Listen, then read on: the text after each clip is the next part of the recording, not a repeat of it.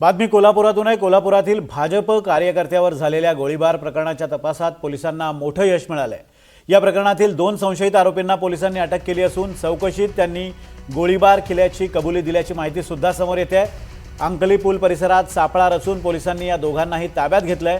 रफिक मुल्ला आणि शाहबाज मुल्ला अशी अटक करण्यात आलेल्या आरोपींची नावं आहेत। विशेष म्हणजे हा गोळीबार सुपारी घेऊन करण्यात आल्याचा पोलिसांचा संशय असून या कटामागील मुख्य सूत्रधार कोण आहे याचा शोध आता पोलीस घेत आहेत।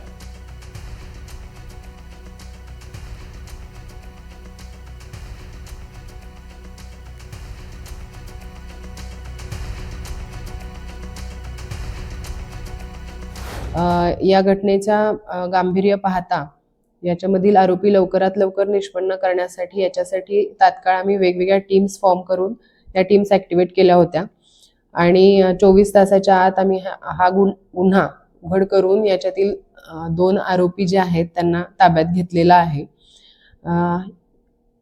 या गुन्ह्याचा तपास सुरू असून या हल्ल्यामध्ये जखमी झालेला सूरज साखरे आणि जे आरोपी अटक आहेत यांच्याकडून याच्याबद्दल आम्ही डिटेल तपास करत आहोत।